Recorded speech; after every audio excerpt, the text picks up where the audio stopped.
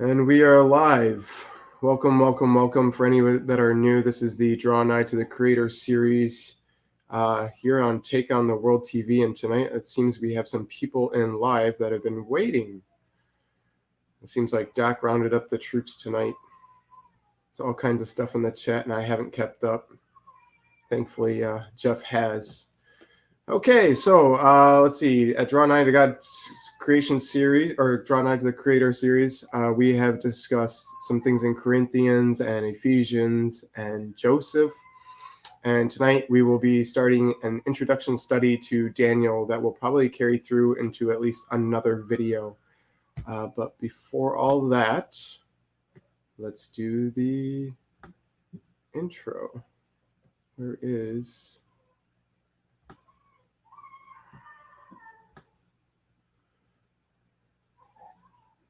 Oh man, maybe I don't have the intro. Let's see. Maybe it's under, no, it wouldn't be under that. Might have to go without the intro tonight. I'm not sure what happened to it. I'm not seeing it in here though. Okay, apparently it's not in here. So we will bring in, if anybody listened in last week, we had Jeff Brennan from his The Way Remnant Fellowship Ministries, right? The Way Remnant Ministries, and we're going to have him again tonight. Hey, shalom, man. Shalom, shalom. Yeah, good to see you, Ian. Hey, so little disclaimer. There might be the sounds of my soon-to-be 3-year-old not so happily awake. He's not feeling the best tonight. Oh, so in case you hear a little wailing in the background, that's what that is. Well, I have my little girl Kinsley, my dog, right next to me. So she may get disturbed. She may feel the presence of an evil squirrel outside and need to go exercise it. So at any time that may happen. So just hey, being a guard dog, man, no matter the size of the dog, because that one there is pretty tiny from what I remember. Yeah, she's a little miniature dachshund. So yeah, good stuff. Hallelujah, amen. It's good to see you tonight, man. How's things going for you? All right? Yeah, things are okay. Yeah, for anybody who's listening and doesn't know, because I haven't really announced it to anybody, except for I did mention it to the Bible study group I'm a part of last night, but been under the weather health-wise for the past week. I'm still recovering a little bit. The past few days I've been doing a lot better than I was on Monday, Tuesday, and Wednesday. Yeah, I had a fever and all kinds of things going on, so still trying to recoup from that. But dude, so Daniel, man, right? Daniel. I mean, okay, so this is like a really cool book to get into for so many reasons. Yeah. I had mentioned before that, you know, the last chapters in Daniel, I don't feel led that we're going to end up going that route in this series. Right. For a lot of reasons of, you know, different interpretations and understandings. And if you say one thing and you say it definitively, it's really easy to have to backtrack and all kinds of things. I know you understand where I'm coming from that, but Daniel is a cool study. And much like Joseph, I've got a soft spot in my heart for Daniel. Yeah. And he reminds me a lot like Joseph. So I thought it was really funny that I did 2 videos on Joseph, which I didn't even get to finish really. I wanted to go a little bit more into it, but I felt like I heard you got what you needed to get out. Next topic. Good. But I mean, there's so much similarity here. I mean, we're talking about starting out there, calling and anointing young. Right.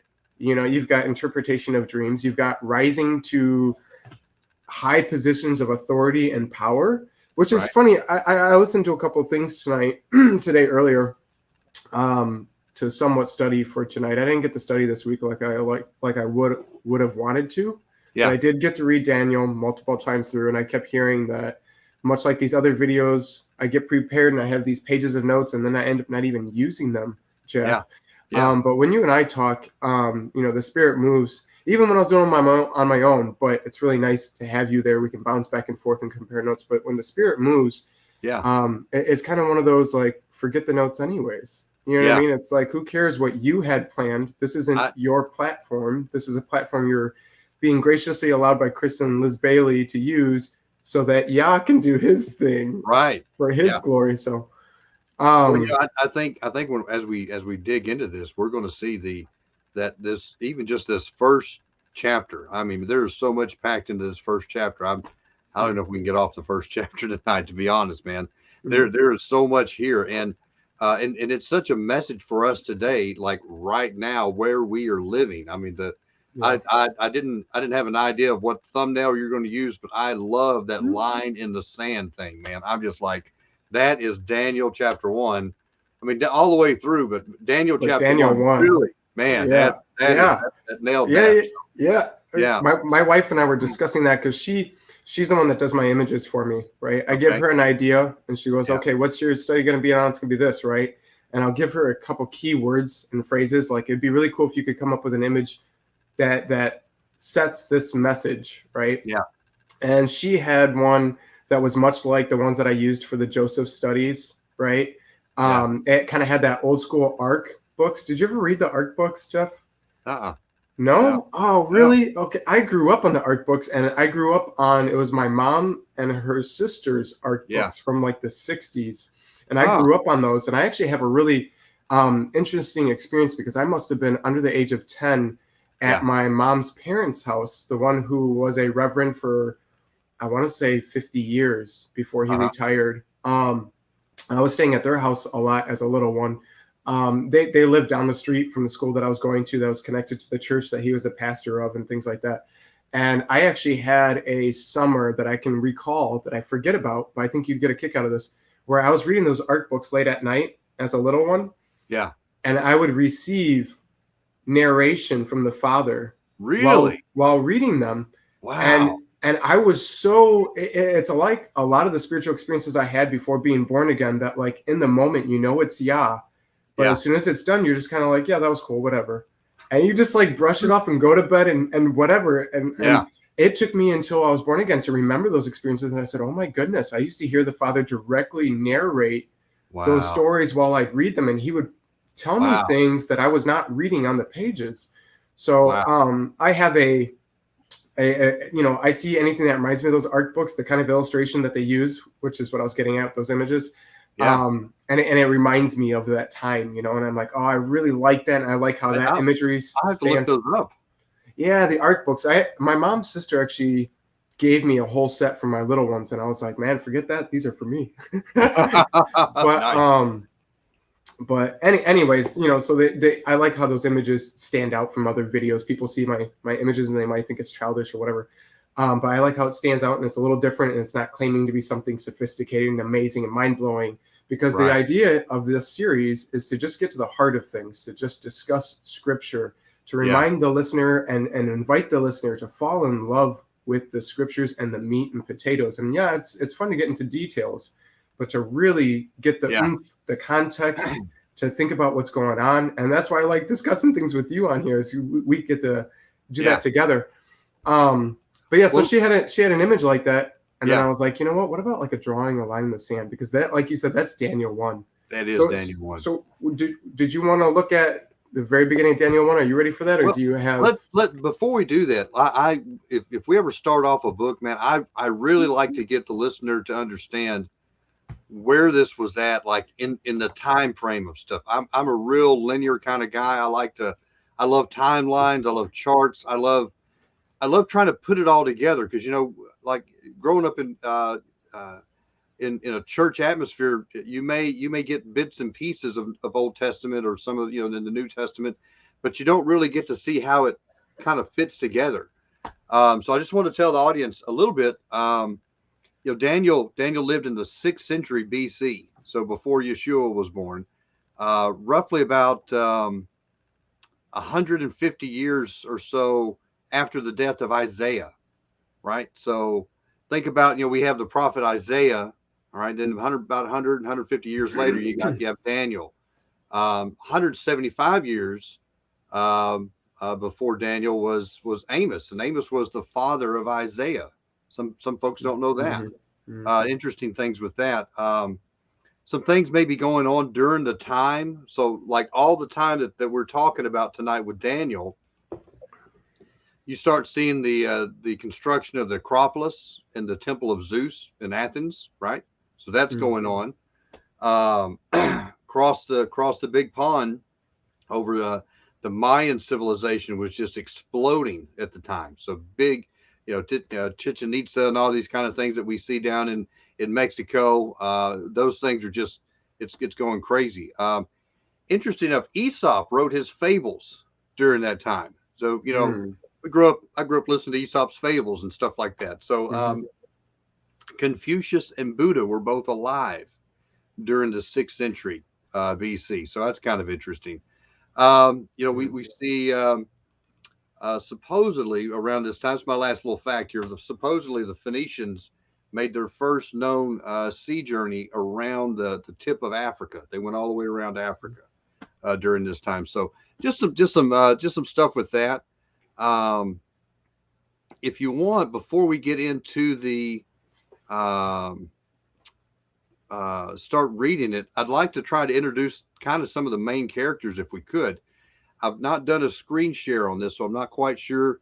Does it show you at the bottom there where it says stop cam? You see the little square with share?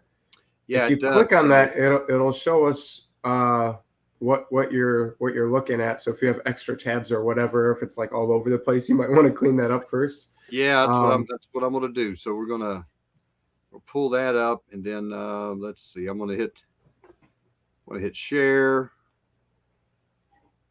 And there we go. All right, so you guys can see my screen, and we'll hit F5 real quick.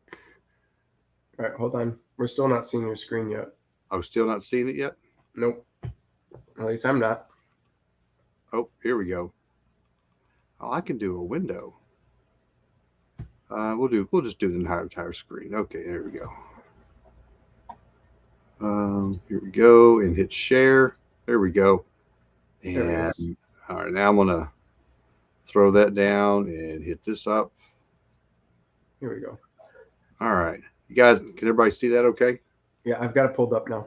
That looks nice. All right. So we've got our main players here, guys, that we have. We have Yochanim. All right, Jehovah Kanim. He's the king of Judah. All right. This was a Judean king placed on the throne by the Pharaoh of Egypt, right?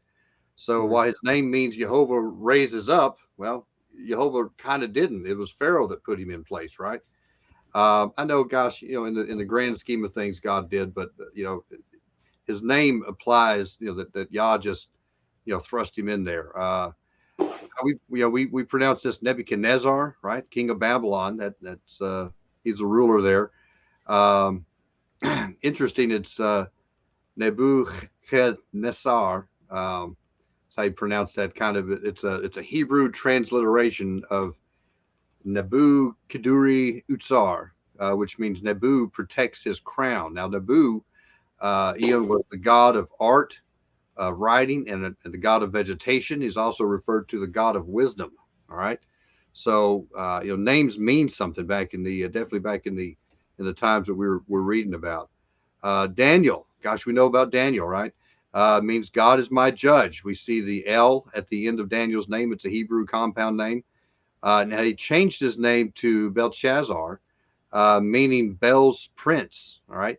Bel is another name for meaning Lord, just like Baal. So Baal and Baal are very similar.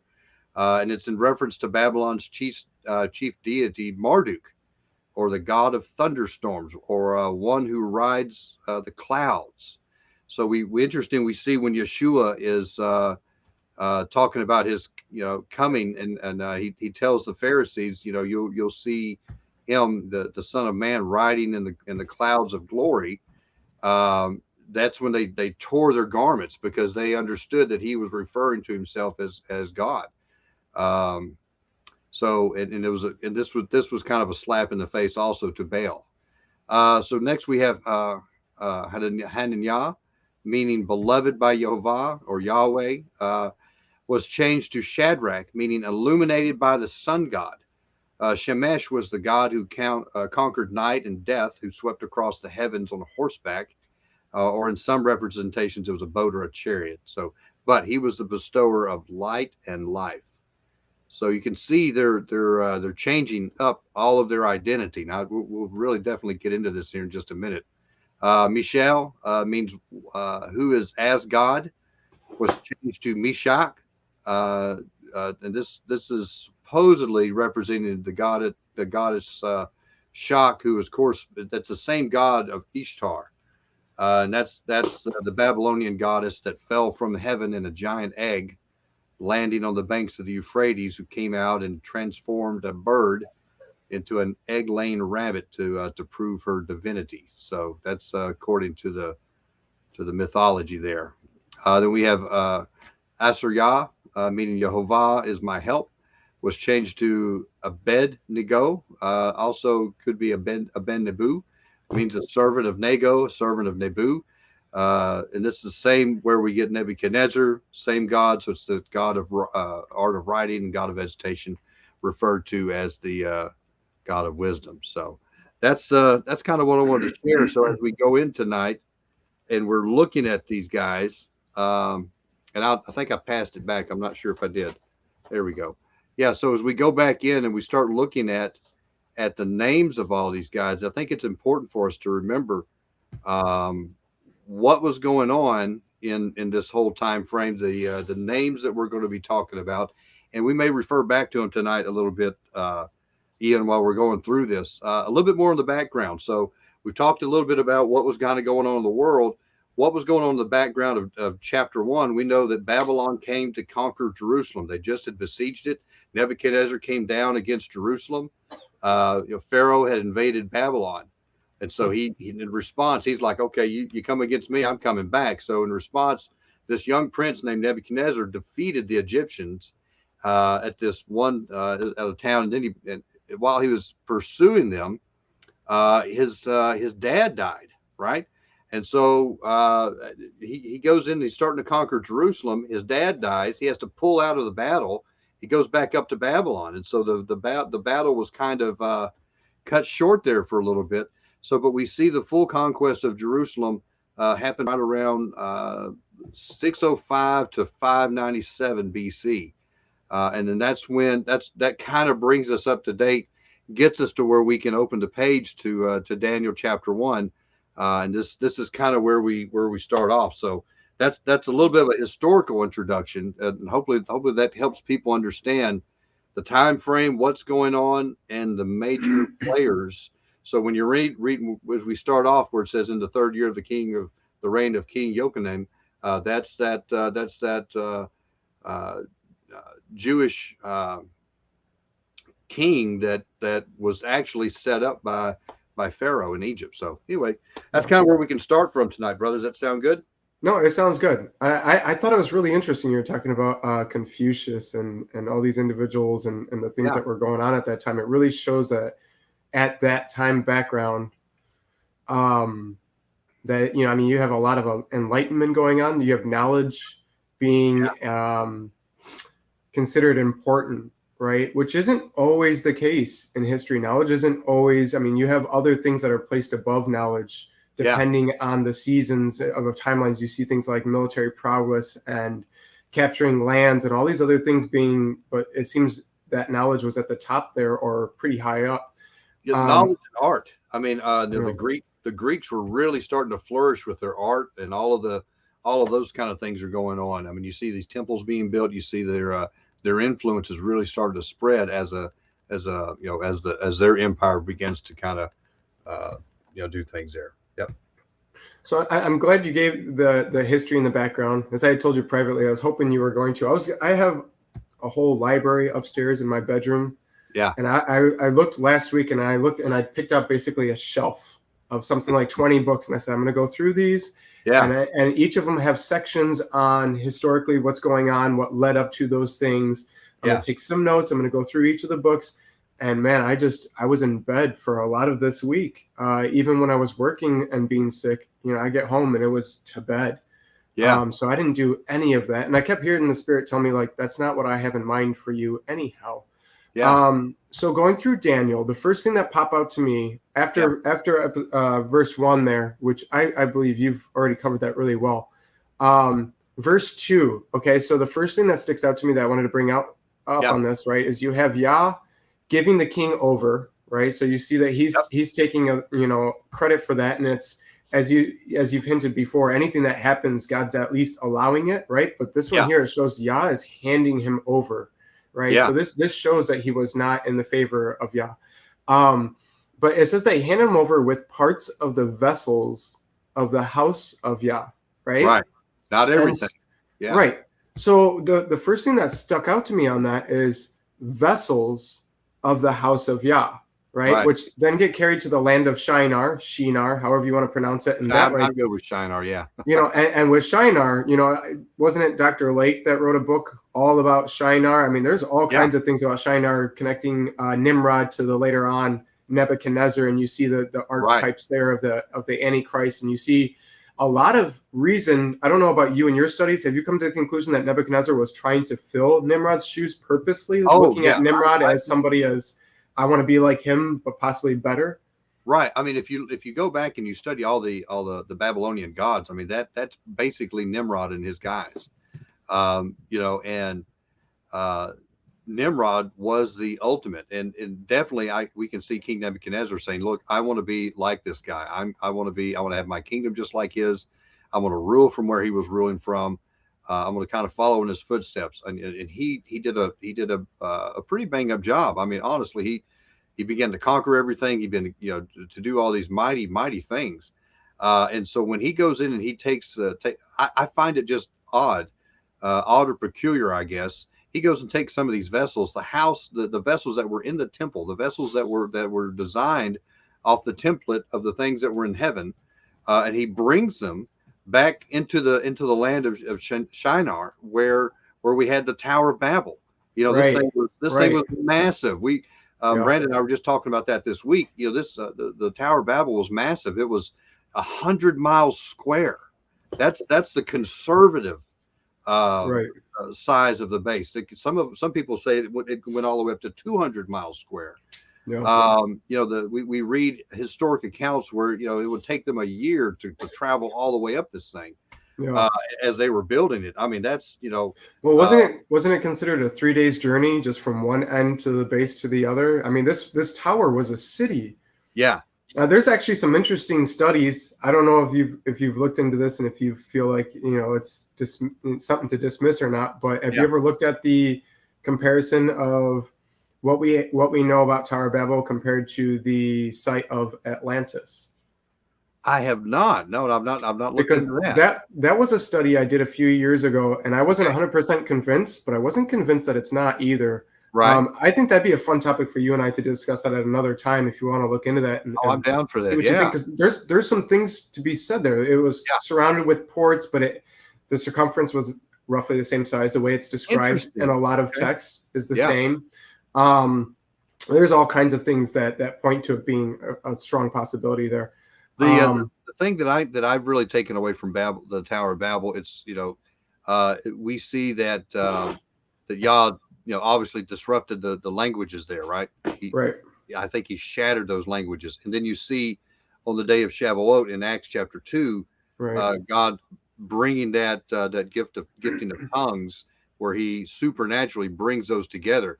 Most people look at that gift of tongues as the people that were speaking. I'm going to tell you the bigger miracle was the people that were listening. These guys were not necessarily speaking in Greek and all these other languages.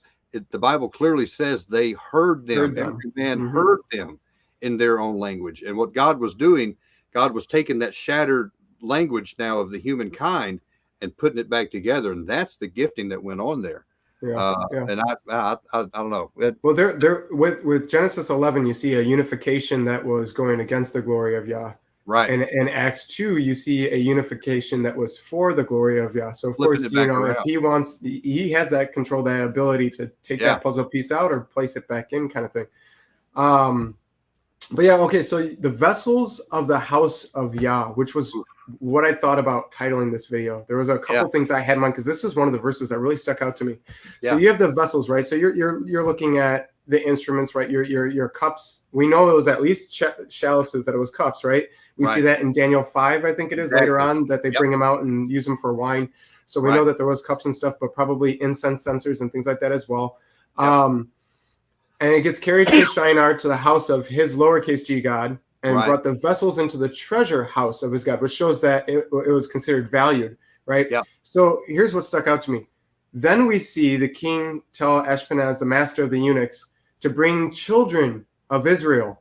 What Right. would I would also call that vessels Those of are, the yeah, I house of agree. Yah. You see what I'm saying? So like Yeah. you have that verse 2, and then the echoing with a more significance in verse 3. You have like Right. a physical representing the spiritual. The physical, yeah, they went and grabbed the instruments for the temple worship and brought it in, but I mean they brought in the children of Israel, and Yeah, those are the true vessels yeah, of the he's doing a power grab. He's, number one, he's grabbing the big, I hate to use the word icons, or the big things that represent Israel, as far as like if you think of a material good representing Israel, he's grabbing these things, pulling them out of the temple of God, right?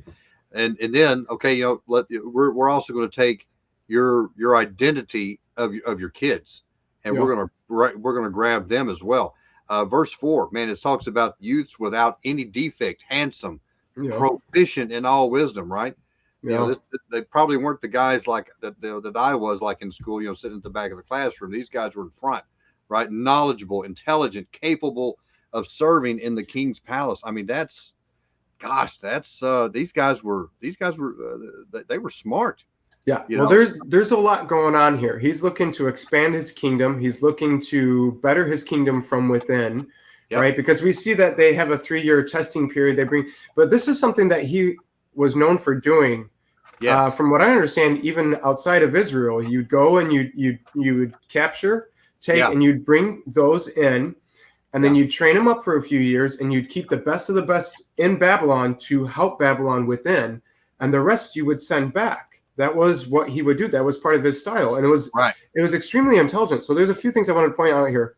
So you get the vessels of the House of Yah, which I just thought was cool, because you have the physical, the cups, and then you have the children, and echoing a deeper version. But yeah, like you said, these are well favored, skillful. I mean, these are individuals that, I mean, when they would have been doing their testing and things to find which children to grab and which ones are not. I mean, you think about that. It was like your SATs. You know what I mean? They were really, and I say SATs jokingly, but kind of not, because they're making sure that they're well knowledgeable, understanding in science, skillful in wisdom, right? They're well favored, they're healthy, that there's no blemish in physical or in health or anything else like that, so that they can stay in the king's palace, to whom they can teach the learning and the tongues of the Chaldeans. So this is the language and the scripts. They're scrolls, the literature and language. And as we know, and like we said, this is about building up Babylon within. Yeah, and this. Well, go ahead. I'm jumping, man. No, I'm ready. go ahead. I know. You're on the bit. This just gets going, man, and I can't help but compare this with today, but exactly what he's doing in the past. He's taking their literature and their language, right? So what do we get with that? He's re-educating these guys, right? He's re-educating these guys to learn a different version of history with reading their literature, right? He is making them try to relearn their values, right? He's trying to desensitize to them what is sin as portrayed in their new cultural stories. And I just see he's, and that's just with the literature, right? What else is he doing with the language? What's the best way to learn a language? It's not listening to a tape over and over and over again. It's immersing yourself in the culture, right? So he's immersing them into their culture. There's that word again, immersion. He's baptizing them, if you will, right, into their culture, right? And constantly going back and forth. So these kids, right, they're young, and they're obviously they've been trained up in Torah. They've been listening to these things here. Don't know how well they had listened, all of them into Torah, because gosh, they're being captured. Some of their leadership has not been the best, if we could just say it like that. So we don't know the full state of where all of the kids were at, but they were being immersed into a new culture. And you think about it, if you were captured and you're taken over and you're just hearing all these wonderful things about Babylon, man, how cool is Babylon? They've got PlayStations and Xboxes in every room. It's just the best place ever, right? It's free internet. It's all these great things going on. So that maybe it's a little bit different than we heard about it back in Israel, but wow, these guys have got it going on. the fight inside their heads. And man, Yeah. and sometimes ideas. Psychological warfare, indeed. Yeah. So yeah, I don't know. I just see them just taking these kids in and just brainwashing them. Read our literature Yeah. here. Gosh, you walk in, you see these beautiful gardens, you see all these beautiful things that are going on. Wow, this looks a lot more opulent than what we had in Israel. Man, this is the king here. We were doing pretty good in Israel, but we weren't at the king's table. And wow, look at all this stuff. And wow, they say that it wasn't Jehovah that made everything. It was this other God. Oh wow, it was a bunch of gods, and it was all this. And so they just slowly start trying to tear these things apart. So yeah, he was very smart in what he did, but he was trying to entice these kids away with luxuries, entice them away with sin. Sure. Go ahead. Yeah. Well, I don't think they saw it as brainwashing and enticing, right? Like if you're part of that culture, this is what they see as right. But you know what this made me think of, right? It says that they brought them in, and they picked the best and the brightest with honors, right? And they bring them in to learn the scrolls, the literature, and the language, right? And my first thought on that is they brought them into university. This is college. Yeah.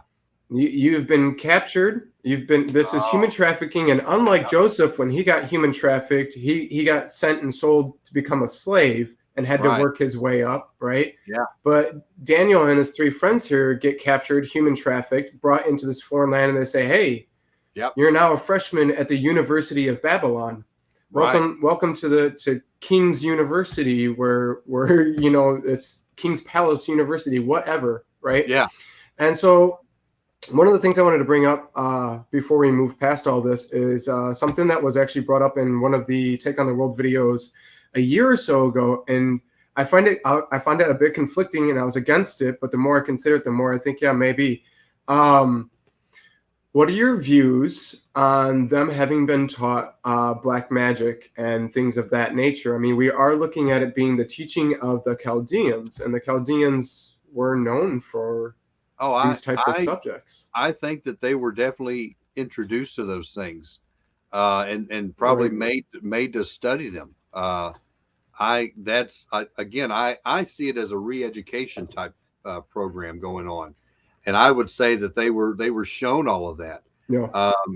And obviously we know of at least 4 of them that said nope, we ain't having it.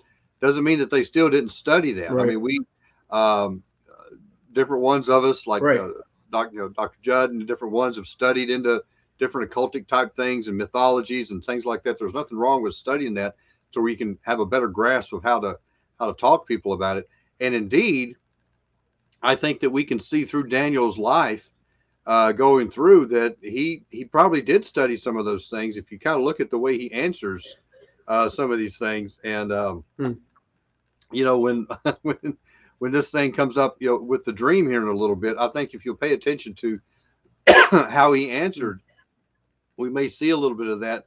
You guys, you've been training me up on all this stuff, but it clearly doesn't work. That type of thing. Right. Right. Well, that it's just like if you're a child who's brought up. Oh, sorry. That's okay.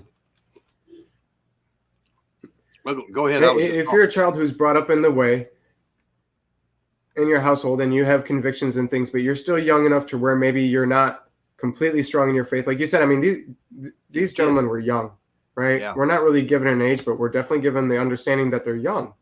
It says children in whom was no blemish, right. So, I mean, we're looking at, much like, again, like I said, like David and Joseph starting out real young in their calling and in their anointing. Yeah. Being brought into this college here to win the hearts and the minds, right? To make them one of us, Google Gobble, become a Babylonian, right? Yeah. Learning the black magic and stuff like that. But if we were to send our children now to a university, there are things that as a believer we do not agree with that will be taught. In fact, there's still a lot of homeschooling families now that are struggling with this. They do not want to teach their children things like the Big Bang Theory and that the Earth is millions of years old, and carbon dating methods that are so conflicting and controversial and doesn't actually logically make any sense when you look into it. But at the end of the day, even with homeschooling, depending on what state you're in, there's times where you have to take a test to prove that you've received enough knowledge to move to the next grade. Yeah. And your child might have to memorize certain answers. The Earth is 64 trillion years old, or whatever it is that they, or else they get that marked off as not having been schooled right. Oh, so, listen, you know, I have a quick little testimony in that. When I was in high school, I had Dr. Frost was my honors biology teacher, and I was in public school, and we were going through, and we had, this semester we're learning organic soup theory and how man began to evolve out of this, how amino acids just magically, maybe lightning struck them. We're not quite sure. We're having to learn all this stuff. And I remember on the essay question this was for our finals for that end of the year. I had memorized the entire first chapter of Genesis. Question, one page question was, how did man get here? And we were supposed to go down all the way through the organic soup theory. And so I literally wrote Genesis chapter 1, the whole thing, all the way down.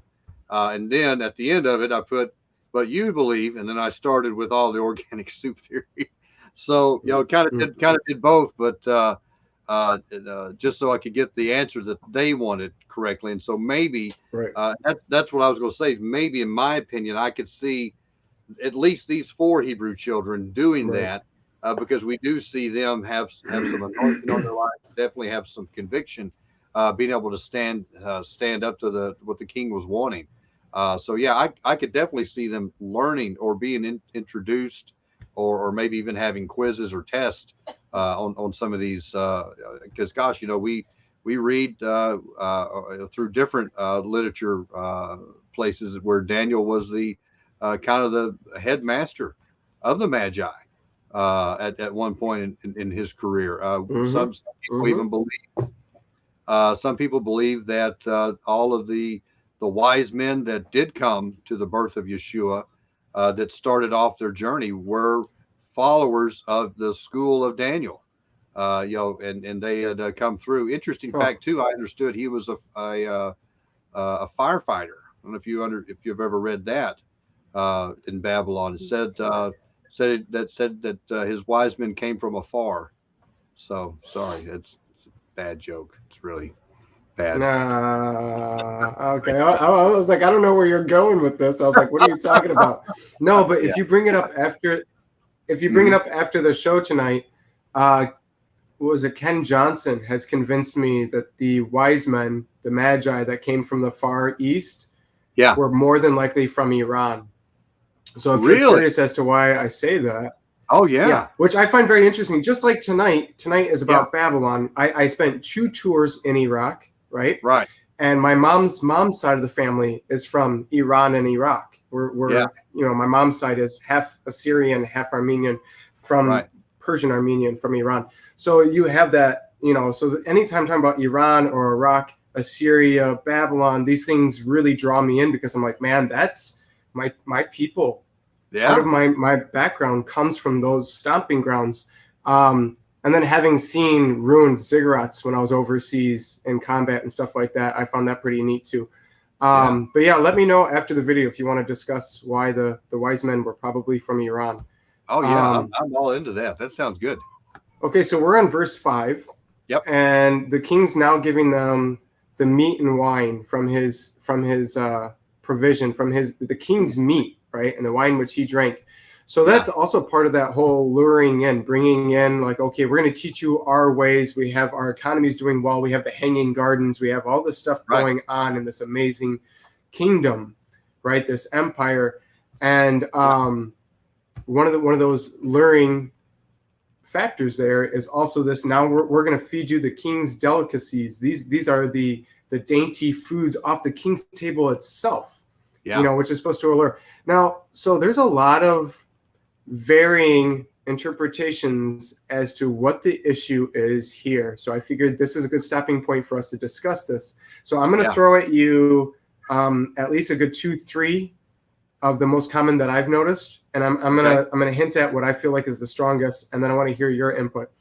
So typically, the first two things I hear from biblical scholars and your average believer, right? Which often those answers come from a churchianity type of situation, which doesn't mean that there's not truth to it. I'm just saying that a lot of it comes from an assumption and hearing it from sermons so much so that the idea to even question it or think differently doesn't tend to come up, right? Right. But the two most common answers that I've read and seen and heard on this topic is that, oh, it must have been foods that were sacrificed to idols, that were given to idols. Daniel must have known this, knowing that they were idol worshipers. This is probably idol food. And as we see Paul talking about, if you don't know, then it's not against your conscience. But if you do know, then you shouldn't do it. And then there's that possibility that maybe Daniel is thinking the idols and the false gods are nothing to me. What does it matter if the food goes to them? But if I eat of this food, maybe it's allowing the others, the captives of Judah, as well as anybody else at the table who's being trained up for these 3 years alongside me, that are going to feel more convinced that it's okay. And they're not going to see that there's an issue with food sacrificed to idols. Therefore, they're not going to see an issue with the false gods and the idols. So maybe he was doing it for their sake, not so much for his own. And then the other second most common understanding and interpretation of this I see is that, is unclean, that you're looking at, that it must have involved pig's meat or what have you. And with that comes a lot of documentation that I didn't get to prove or disprove, but I've seen some interesting articles making some extravagant claims that in those times, and you might be able to verify this or dismiss it for me, but in that time period in the Babylonian kingdom,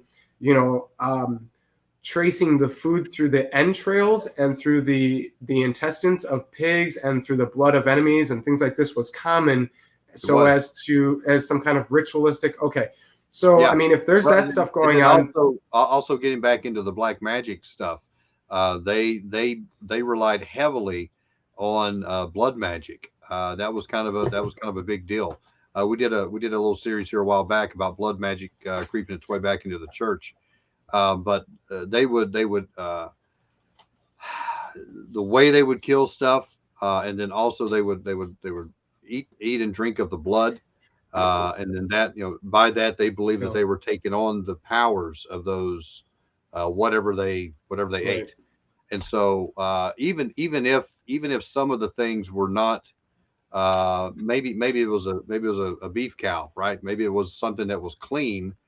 Maybe even just the way that they were killing these animals, maybe even that could have played into it. I kind of come down on the unclean or the eating of the blood. That was probably mixed into it. I mean, I grew up down in South Louisiana area in Texas, but listen, a lot of the Cajun guys, man, they'll eat anything, but they love their blood sausage, right? They love things that are cooked in blood, and a lot of people don't realize some of the things that they eat when they go down there. But I think that's where I kind of come down on. So I'm real interested to hear your other place. Okay, well, my views are I wasn't going to dismiss those two understandings at all. I'm sitting there going, Daniel is obviously not oblivious to his surroundings. Right. No matter your view on Daniel, whoever you are, you don't look at Daniel and say he was ignorant or oblivious or unaware or not recognizing his surroundings. These are not words or phrases that somebody would use to describe Daniel at all. So even though he's young and new to the environment, the understanding of, okay, this probably has to do with their false god worship.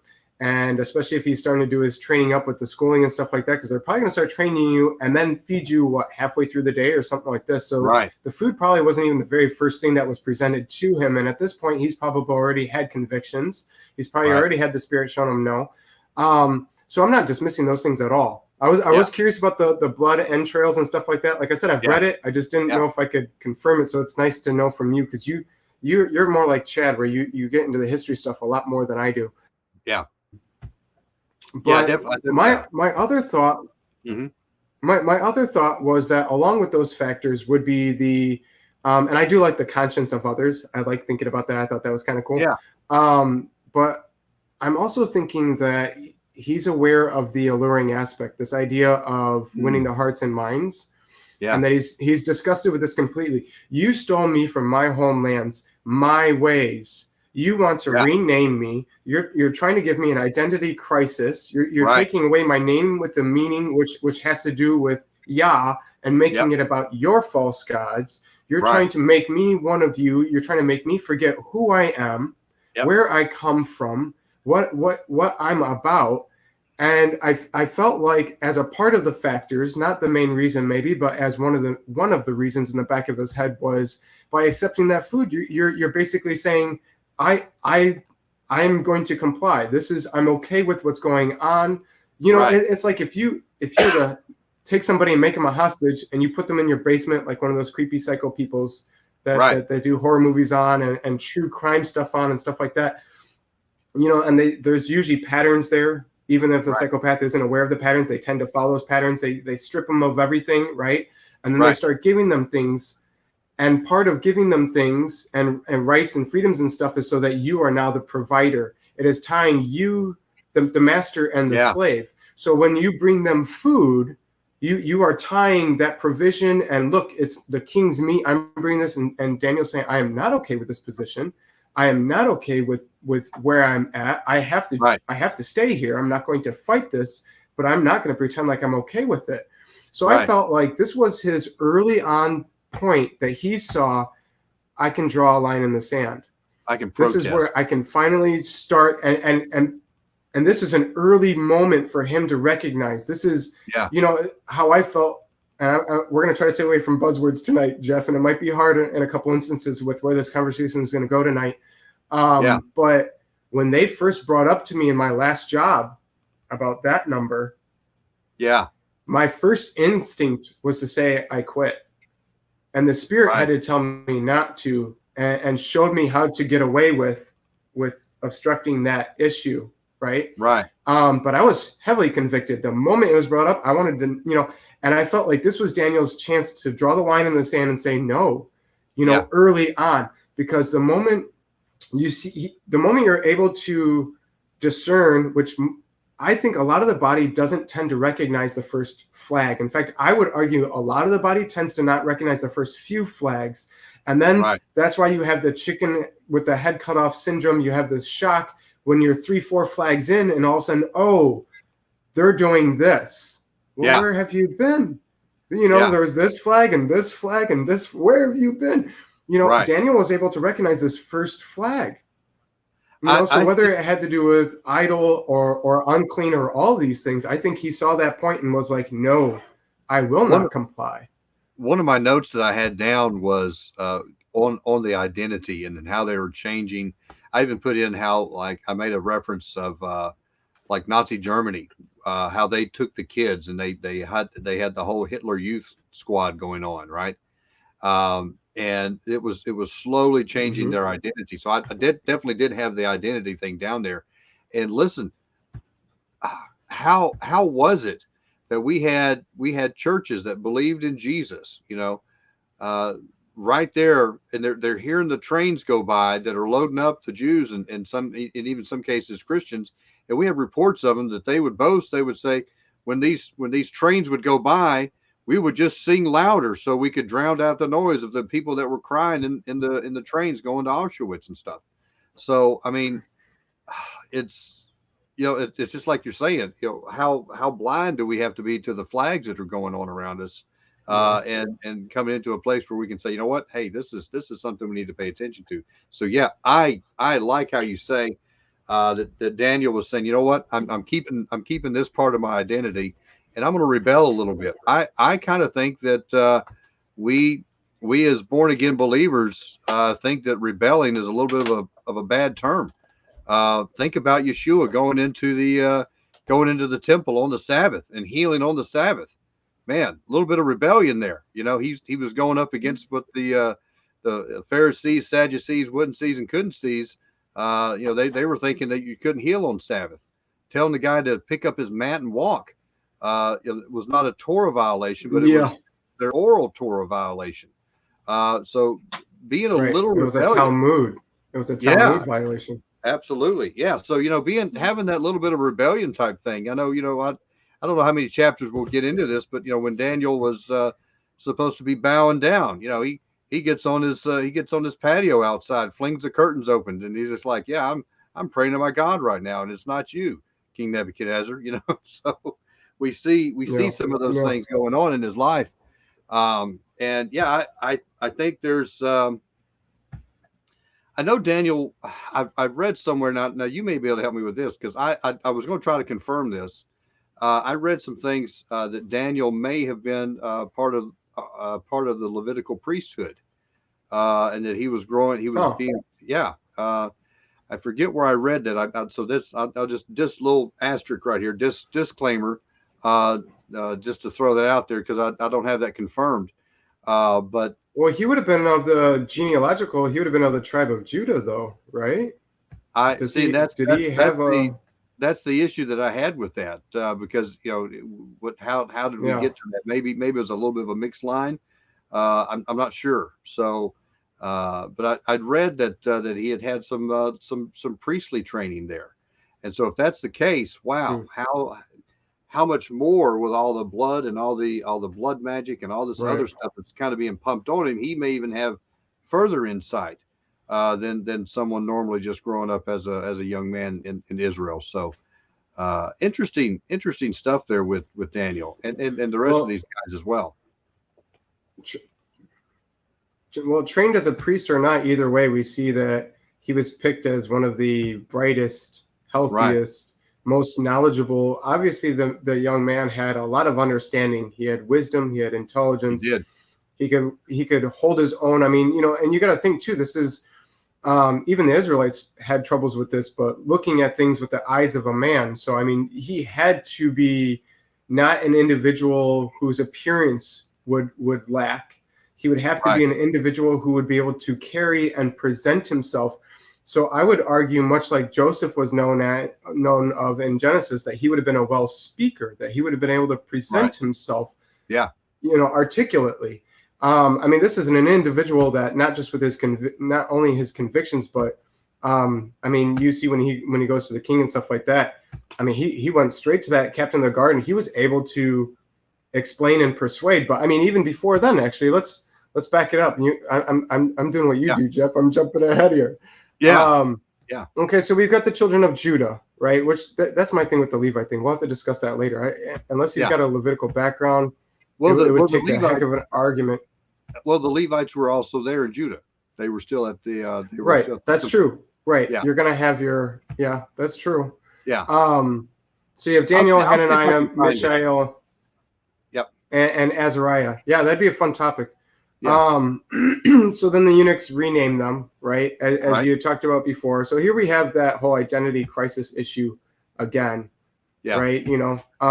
Just re-emphasizing there that it's no longer about representing Yah. It's no longer allowing even calling them by their name. I mean, this would be like the equivalent of a modern time version now of the U.S. government giving you a number.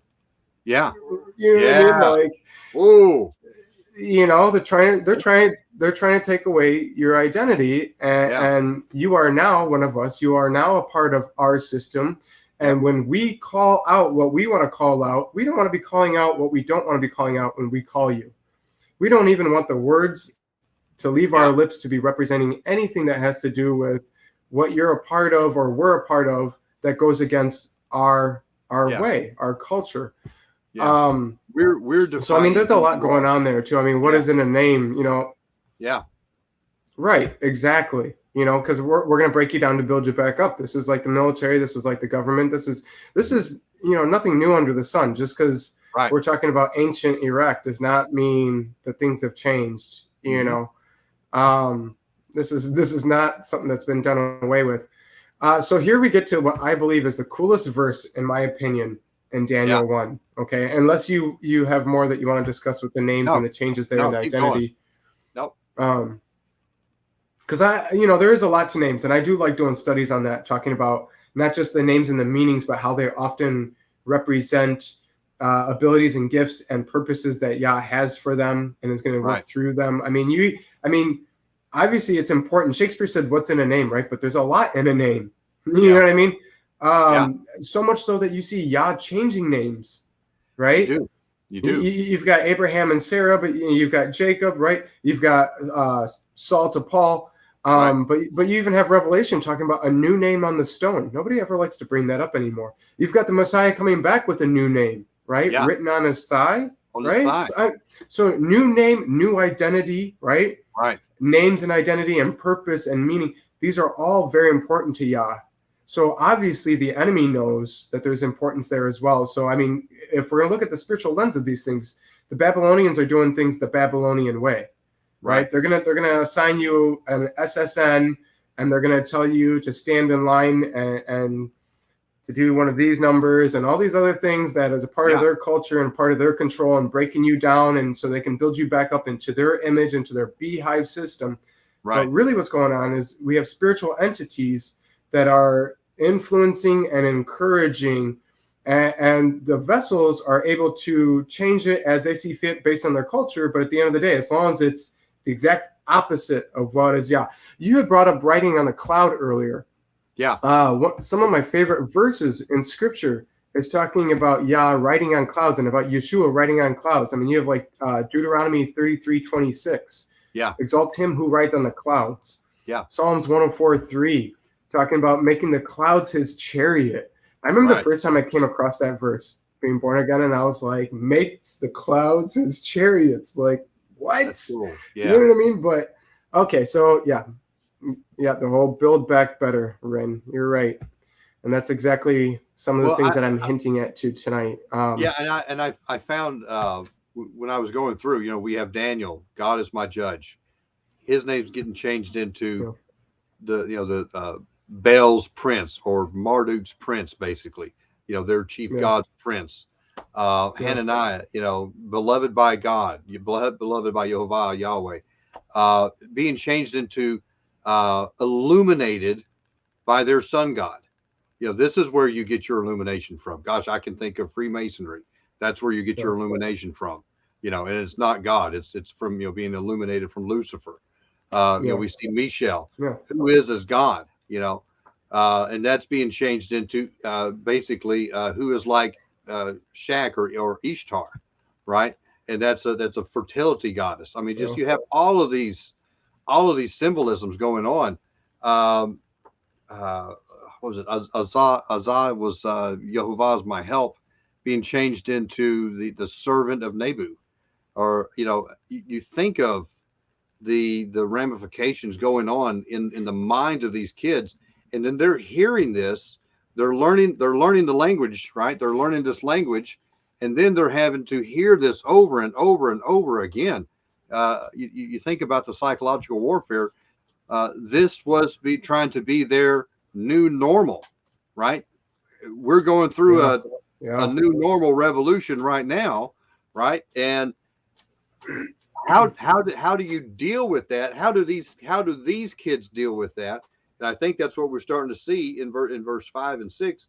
How are they going to start dealing with this? Because they're going to constantly hear Daniel's no longer going to be hearing the name Daniel, maybe by some of his friends here, but he's going to be hearing Belshazzar. You know, they're going to be hearing Shadrach, Meshach, Abednego. They're going to be hearing all of these names constantly. What it do to Abraham? Well, it caused faith to come up in Abraham when he was changed from Abram to Abraham. Man, that was one of the things that God used to build faith in him. You know, he was gosh, I still can't understand why you would name someone little old man. You know, that was kind of a etymology breakdown of Abram's name. Little old man. You know, you have your cute little baby. I guess sometimes they look a little old, maybe they can be wrinkled up, right? Oh, look at that cute little old man. But you know, that's just kind of weird. But you know, it grows up, and then God says, "No, I want to change you into the father of many nations," and He changes His name to that. And it, you know, I think that was something that God did to bring faith into it. Faith comes by what? Hearing, and hearing by the word of God. And so that psychological thing that of changing these things to your daily life, we need to be able to combat that in our life. In a way, Daniel and these guys did show respect to a point, and I guess maybe that's a great illustration. You've got I'm looking at you right here. You've got this big line right here behind your head. You know, where are you going to draw that line? Well, Daniel and them said, you know what, we're drawing the line on the food. You know, you can change our names. That's not Yeah. going to still change who I am. My birth name is Daniel, right? You can change maybe how we Yeah. dress. You can change some of the stuff that we're having to read, having to be influenced and experienced by. But I'm drawing the line with what I'm putting into myself. Maybe that's a good Right. place Right. to start off with that. That's a good point too. Yeah, this is no longer an outside but coming within. Yeah. This is a you know, I mean, that's real timely for today too. You can do all you want on the outside, but I am not going to let you decide on what goes inside. Yeah. Right? Let's stay away from the buzzwords, but because I've been drawing that line for a minute. I'm not even taking a jab at what you're considering the buzzword on that. So yeah.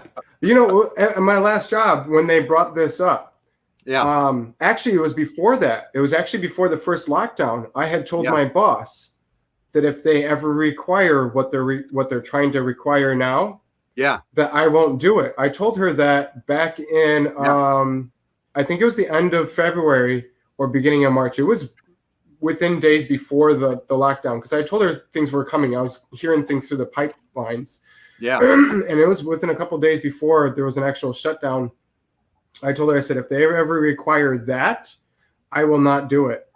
Yeah. And she said, oh, I don't think they would ever require that.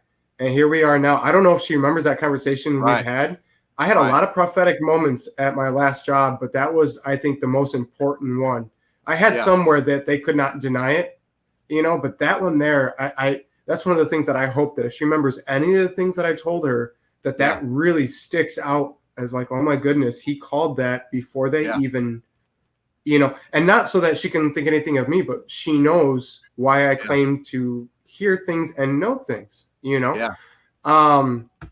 Okay. So yeah, the whole coming into the body, the I really like how you put that, because I didn't even think about that, but now that's really clicking there. And we see that being emphasized here too. In my favorite verse of this chapter, Daniel purposed in his heart that he would not defile himself with the portion of the king's meat, nor with the wine, right? And so he's looking to not to defile himself, right? Which is another reason why the whole food for idols and unclean foods is often brought up. And like I said, I'm not against that. Yeah. But I think there's a lot to this picture, Jeff. I think he was thinking all the things that we've already mentioned, and maybe even something else that we haven't thought to mention yet. Right. So then in verse 9 here, we see God brings Daniel into favor. Just got done with the Joseph study, Jeff, and I don't know if you had caught it or when the last time you had read and studied Joseph, how recent it was.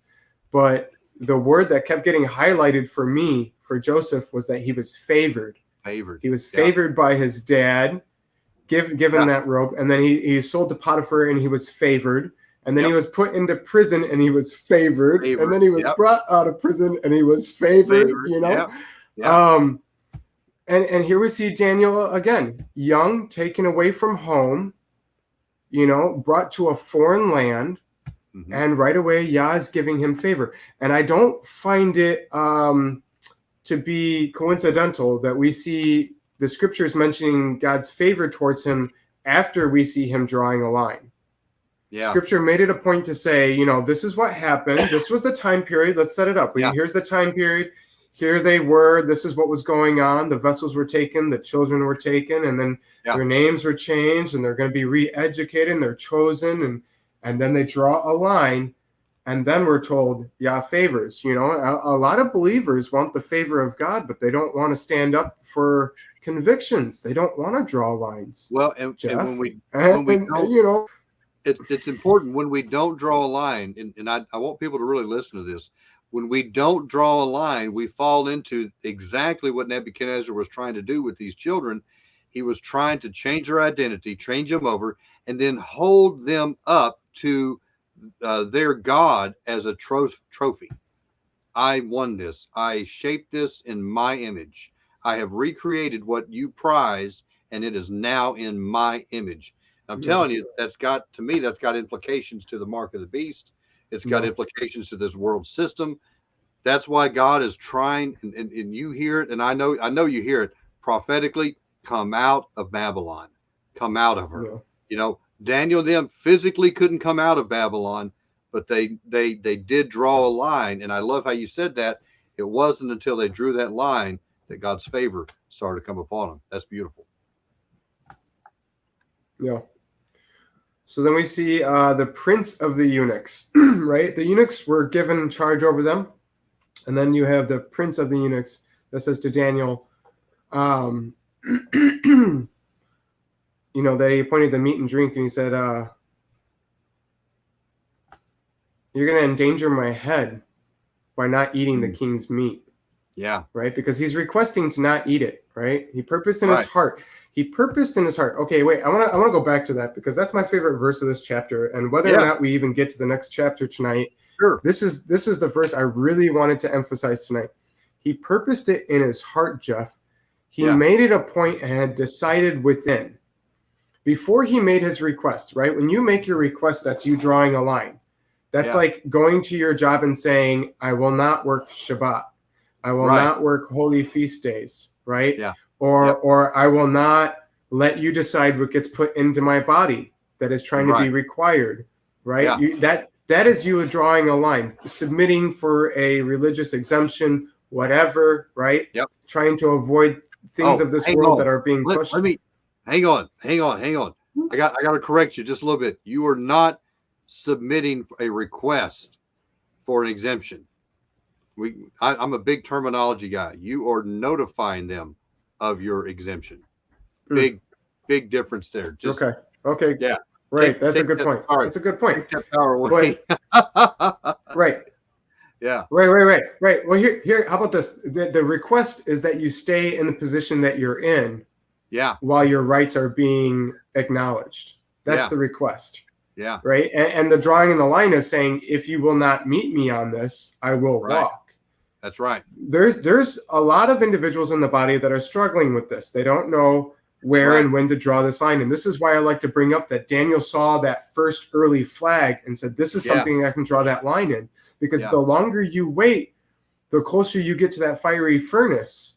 To the point where you're like, well, I've already, every time you let a line go that you should have drawn, the flesh is going to be much more likely to say, well, it's like building up on deception, right? Start out with little white lies, and then it grows and builds and builds and builds, and to the point where it's this huge, extravagant thing now, right? Where and when do we draw the line?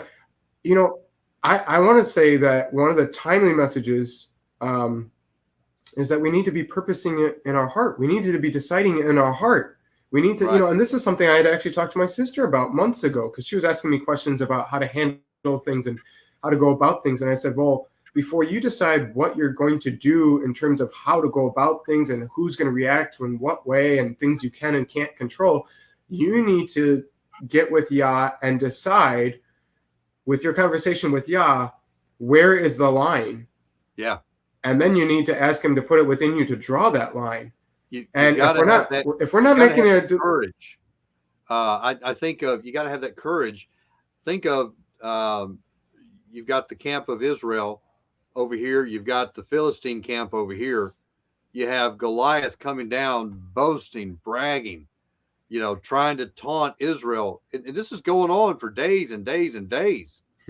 Over a month. Over a month. Yeah. And he's coming down. He's mocking them. You know, he's mocking their God. He's mocking everything. And David comes on this and like, who the heck is this uncircumcised Philistine? You know, that's the way we translate it, right? So, you know, who's this guy, right? And immediately, and here's the thing: we need to react on the inside to that offense. I liken this back to several years ago when y'all began to deal with me with things that I was casually putting before my eyes. I wasn't real careful about the movies I would watch. Now I'm not talking about going and watching a porno or watching, you know, something that's just blatant your average churchgoer. Oh, that's sin. You shouldn't watch that, right? But what are we putting in front of our eyes? I came to a place where I had to draw a line and say, you know what? I recognize, because I've allowed myself, like you say, to miss this flag and miss this flag and miss this flag, I have desensitized myself to the Spirit of God in these areas. And what I had to do, I had to repent, and I had to ask God, say, hey, God, can you help me, as I'm asking forgiveness, help me resensitize myself to where I'm offended by sin. I'm offended by these images that are coming across. I'm offended by the ideas that are trying to be thrown down my throat, right? And so once I prayed to the Father and allowed that process to start, man, I can't watch most TV. I definitely can't watch commercials. I can't watch most movies and stuff that come out today, because they are, man, it is programming. And I think what you're talking about here, we need to say, Father, maybe we have pushed that line back too many times. Maybe we need to say, you know what, Father, forgive me for the times that I failed you.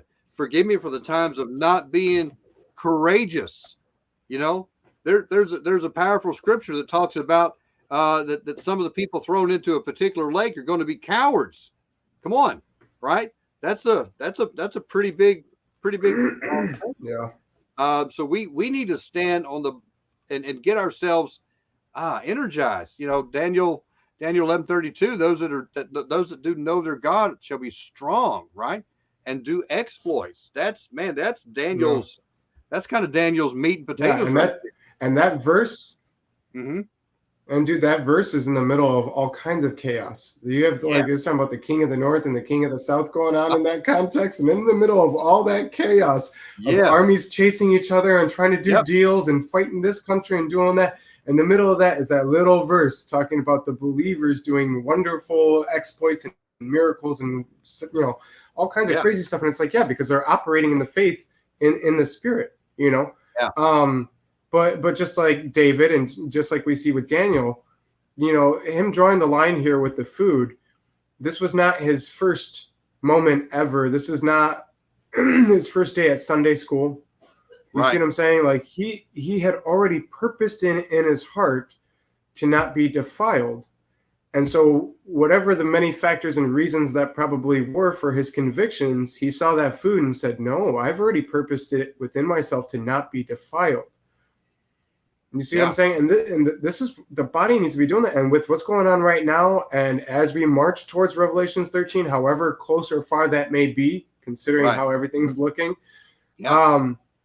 we need to be purposing it within ourselves. We need to be deciding, drawing that line and knowing within ourselves, you know what, there might be some compromises, and I might allow some things that I don't like, or I might have to go to a work environment that I'm not a big fan of. There might be some struggles on certain things, but I will not cross this line. Those lines need to be drawn, because I guarantee the enemy wants to cross those lines. And if you don't know where, if you don't purpose it within yourself, if you don't decide where to draw that line, when it comes time, it's a lot harder to draw the line in the sand, Jeff, as you're walking past it. You see what I'm saying? It's real hard to walk to draw that line, as you're walking up, through it.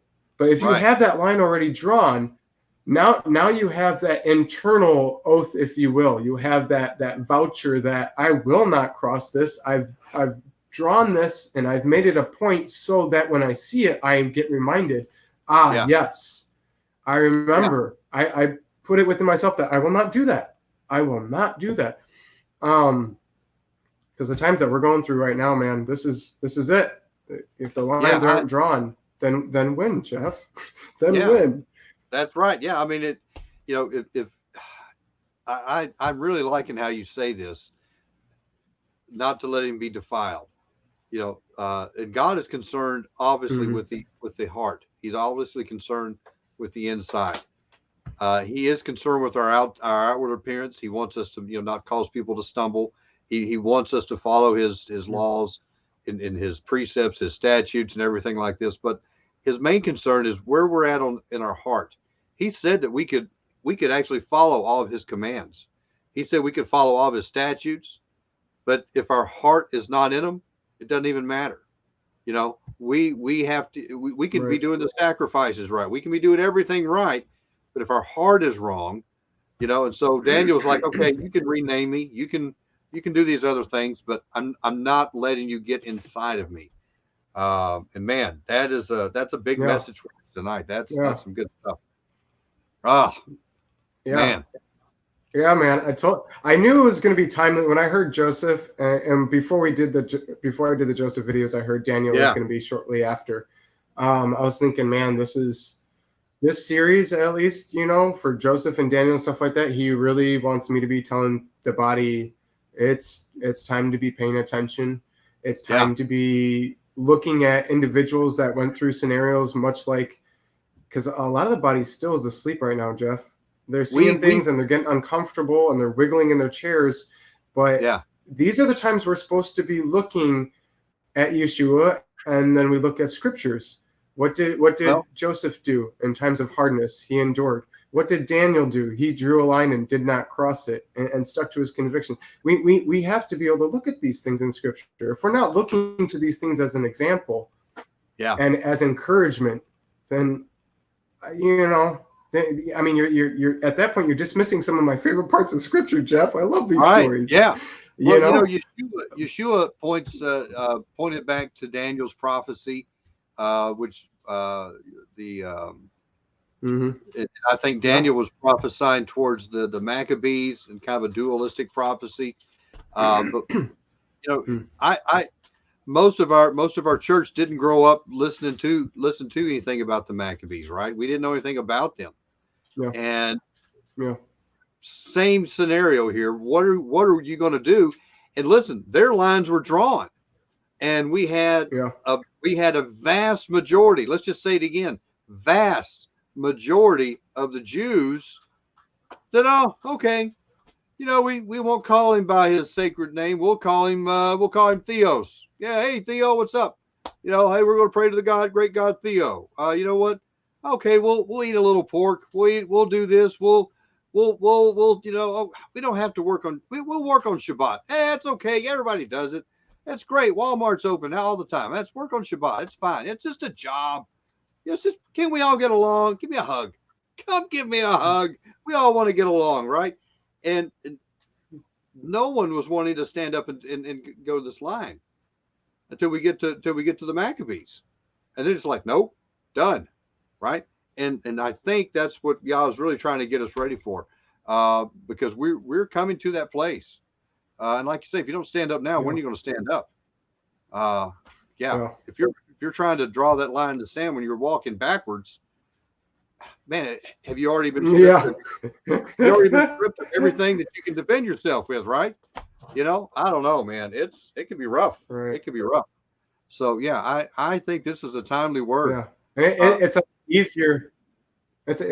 lot easier to feel pointless in drawing that line in the sand if you're walking backwards, because as you're drawing it, you realize you've already passed it anyhow. So you know.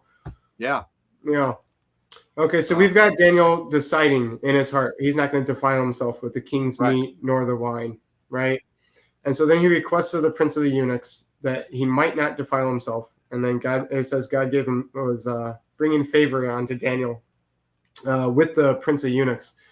And so you see that in his response, right? The prince doesn't say like, you know, Hebrew slave, you know, he doesn't sit there and berate him with his new slave name.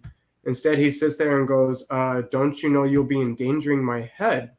You know, this is like when you've got somebody above you in workplace and you're trying to get off of work for a special thing and they don't care, but they don't want to get in trouble with the big boss or something like that. Like, man, you're going to get your supervisor in trouble. You're going to get you see the eunuch here being like, I don't care if you don't eat the meat and wine. What do I give a crap? But you're going to endanger my head to the king. And he said, and his response was, when he sees your face. So it's not like the king is actually observing them eat this meat and wine. So the idea of being able to sneakily not bring the food or allow them to just not eat it and turn away and not pay attention, right? Because we see Daniel and we see his 3 friends, and we don't know anybody else who might have joined in after a little bit. There might have been other children of Judah. There might have even been non-Judeans who would have been like, you know what, I feel not so great every time I eat this. And especially after what they see after the 10-day trial, they might have really started following them a little bit. We don't know. But the response was, when he sees your face worse, when you look less healthy, right? Yeah. So this isn't something that the king's even observing or paying attention to. He's trusting his people to do his thing, to do the training.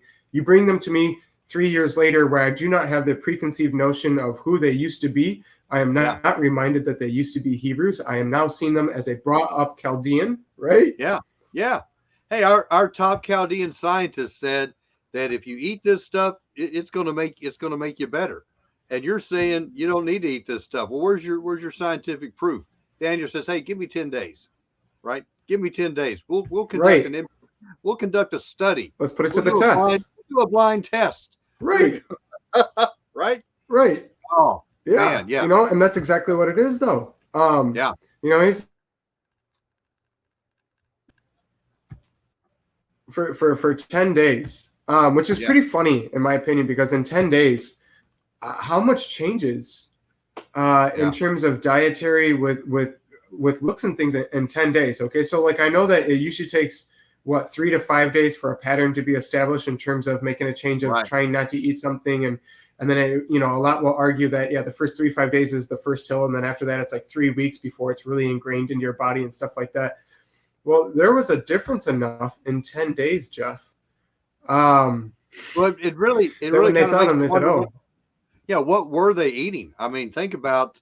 Let's just say right now you've been eating healthy. You've been doing really great. You've been drinking the right amount of water. You haven't been eating processed foods or anything like that. You're doing really good. And then for the next 10 days, everything that you eat or drink is from McDonald's, and none of it's healthy, right? And that's what kind of change is going on physically.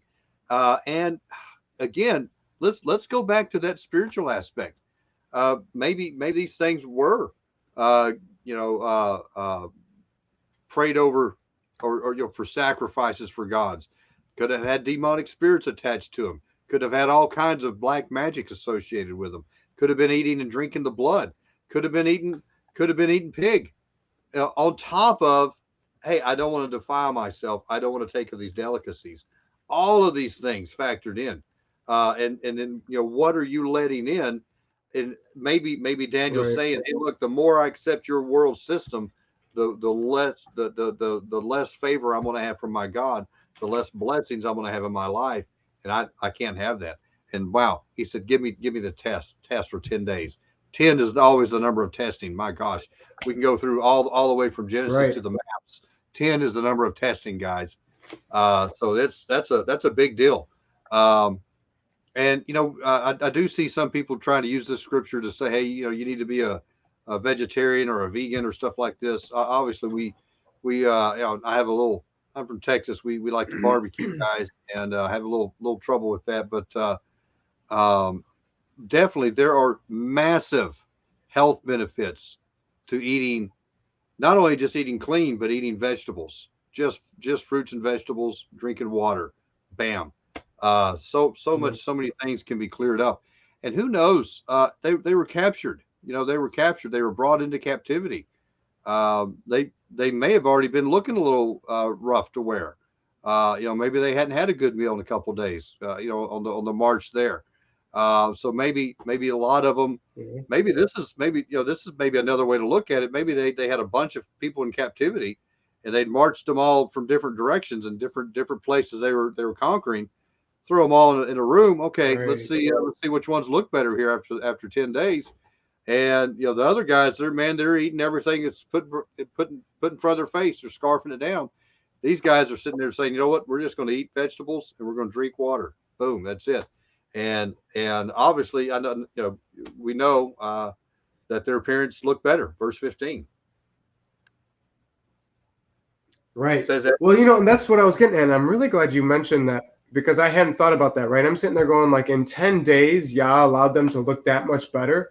And I was reading this and I'm thinking, and I'm like, okay, well, it doesn't seem like Yah just allowed them to look healthier, right? It's not like he pulled the veil over the eyes of the eunuch and of the king and stuff like that, so that it looked like Daniel and his friends were healthier and things like that. No, it seems like their visage really was healthier. Right. And I'm sitting there going, how much can 10 days make a difference? But I'm really glad you brought that up. These are those brought into captivity. We have no idea how long they've been traveling. We have no idea how rough they are being brought in.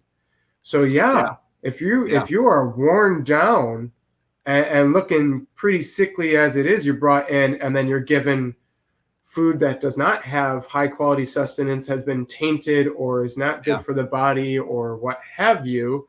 You're a junkie, versus actually eating healthy. Then those 10 days definitely would make a noticeable difference, which is what we see here, right? So he brings them in, and he sees it, and he says, "Yeah, fine, go ahead." And so then God gives them knowledge and skill and all learning and wisdom. That's quite the verse there, verse 17. Yeah. This is after the meat and the wine has been taken away there. It says, the 4 children, God gave them knowledge. So first we see a drawing and a line, and then it mentions God's favor. Then you see them putting that line to the test, standing faithful and true, obeying. And now we see the blessing of not just favor, but of knowledge and skill and all learning and wisdom. Yeah. And it says specifically, Daniel had understanding in all visions and dreams, which is one of the main things Daniel is known for. And one of the main reasons why I'm wondering why people don't, they do compare Joseph and Daniel a lot in conversation, but I don't see enough of that in videos, in my opinion. I looked up a lot of big time hit ministries about Joseph and Daniel to see what do they got, and I gotta tell you, I was really surprised with how unimpressed I was. I'm looking up. These were ministries that I find a lot of their stuff very impressive, and I'm not attacking them. I'm just saying it seems to me that this is a topic that is often left on the wayside simply because it's a simple Sunday school story. We all know it. Get past it and move on. And I'm sitting there going, meat and potatoes, folks. Yeah. This is. Well, one of the things when I go through and I teach like the first chapter of Genesis, one of the things I really try to do is slow down, just like we're doing tonight, and really go inch by inch through the verses, right? Because we cognitively think, oh, I know that story, right? I know Daniel. Right. Yeah, he had the thing with the lion's den and the statue, right? Yeah, and something about some weeks. I remember that. Yeah, I remember Daniel. Oh, Daniel is so much more than that, right? And as we go through and look at every one of these little aspects, God gave them this. So this was, guys, listen, this was words of knowledge, words of wisdom right here in your Old Testament. God giving these spiritual gifts. These weren't new gifts.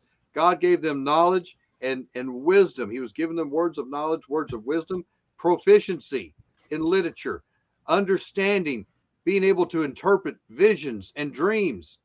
How did they know Daniel could understand all sorts of visions and dreams? These kids were scared. They're locked up in a place. I'm not trying to read things in this. I'm asking the question, how did they know in verse 17 that Daniel could understand all sorts of visions and dreams? Mm-hmm. That's a good point, though. Right. He had to have some opportunity. No, it's a really good point. I mean, with Joseph, before Joseph was brought to the king to explain dreams, we know why Joseph was proven to know dreams. It was in prison. Right. So I find it interesting that you're saying a very similar situation here. Again, with the doors are closed in the dark places where those that are being kept, that are captive, right? Yeah. You're prisoners and you're captives, right? Yeah. There are conversations going on that the rest of the kingdom are not aware of. There are spiritual experiences that are going on that are not being talked about upstairs in the headmaster's office of the College of Babylon, right? Right. Yeah. There are things going on here. No, that's a really good point, though, man. How would they know otherwise? That's a really good point. So we have the end of the days, which would have been 3 years, right? Didn't it say that was the time period? It was 3 years. Yeah. Yeah. Okay. I thought so. And then I was looking to see where it was at. I just remember thinking they were given 3 years to train him up before they bring him before the king. So they bring him before the king. The eunuchs brought him in. At this point, the eunuch's probably not as nervous because after 10 days, he realized they're going to make him look good too. Because you got to think, right? If he was afraid of losing his head, then so if he brings forth these Judean children and they are extremely lacking, the guy who's in charge, the eunuch, might be considered at fault here. So how much higher did he have his head up now, having gotten to know Daniel and his friends? You can't tell me that they didn't realize how wise he was, just like how it talked about with Joseph and with David. It talked about how he was able to carry himself in such a way that they all knew he had wisdom. Even before he slayed Goliath, they all knew he had wisdom because of the way he carried himself and the way he spoke and the way he behaved. And even the way he operated supernaturally. He gets out his lyre and starts to play, and the Bible says demons come out of Saul. Bam. I mean, think of what's going on. I'm just thinking of what were these nights like for these kids in captivity? Maybe even this eunuch guy, because we don't know. Maybe he has to sleep in the same room as him. He doesn't have a family. He's a eunuch. Maybe this is his world, and you're in there with him. Maybe he's interpreting his dreams. Maybe they're all sitting around and they're learning more about this God of Jehovah all the time. They're going to black magic school. They're going to Chaldean history class 101. They're going to we're going to learn how to make a hanging garden basket and all that kind of stuff. We're learning all that, but at the same time, wow, he is being wowed with the wisdom and the knowledge that God is giving these, not only Daniel but all the kids. I think that's I don't know. I just see them all kind of sitting around a candle at night and talking about the things of God. They're listening to it because if these kids were as trained as what they should have been trained as, man, they knew the Torah. They knew that Torah already, and they were able to quote the Torah. They were able to talk about the precepts of Yah to a foreigner. And I'm wondering, wow, how much did this Azariah? How much did he get? Well, on top of that, hanging garden baskets. Chad got a kick out of that. That was pretty clever. No matter how impressive a secular empire and kingdom and government or facility, what have you, may be, there's always those moments that you can recognize within. This is where the believer nowadays can reach the unbelieving in those little small conversations and little situations where, everything around might be nice. And yes, we're all moving to this digital currency and we have the ICT solutions to this. And we're all doing this to be part of this beehive with all these great grand promises. But at the end of the day, in those little stowed away places behind closed doors where the headmaster of the College of Babylon is not listening, there's those conversations. Reality comes to face, right? And the lack of joy, the lack of peace, the lack of comfort is all too real and aware to those who do not have it. And so when you are 100% steeped in this, and this when you're born again, you're able to look back at the old man and say, I would have felt rubbed wrong, and I would have recognized if there was light in the room simply because I would have known that is something I do not have. That is that which I do not have. Yeah. Right? Yeah. And so they would definitely be seeing that with Daniel and his three friends. You talk about understanding and knowledge and visions and dreams. Let's think about not just the Judean children, but all of the captives and the eunuchs. What kind of dreams would they be having? Are they also hearing the screams and torments of torture that's going on in Babylon throughout the night as they're trying to go to sleep as well? Are they being attacked by these witchcrafty entity things because of the stuff that they're actually allowing into their heart from their new Babylon college schooling? Right. They've got these fears and sadness and bitterness from having been yanked from their family. Yeah. Right. I mean, there's all kinds of things going on here. So I mean, the interpretations of dreams and visions would have definitely stood out in terms of giving understanding as well as comfort. I think you're right, man. I think Daniel was definitely exercising that gift, and that's why we see that here. Because as those who are familiar with the story know, they're brought before the king, and the king finds that there's none like them, right? And in all matters of wisdom and understanding, it says that the king inquired of them. He found them 10 times better than all the magicians and astrologers that were in his realm, right? That concludes chapter 1. These are guys. So when it says 10 times better than all the magicians and astrologers, these are going after maybe young teens or teenagers compared to people that have been practicing their arts, honing their craft, diving into the deep intricacies of the occult for years and practicing the occult. Not even students. These are the leaders. I find that's awesome. Right. Right. That's what I was thinking too. They've gone to the Babylon College. They've done 3 years, right? Yeah. They've gotten their diploma, and at the end of their diploma, the king says, "What am I doing with all of my professors in tenure compared to these 3 children?" Yeah. Yeah. I tell you what, that's good. I'm telling you, we think about, tie that in with, with Peter and John, right? They get thrown into in front of the Sanhedrin, right? And they're questioned, and they're like, wow, they're from where? They're from Galilee.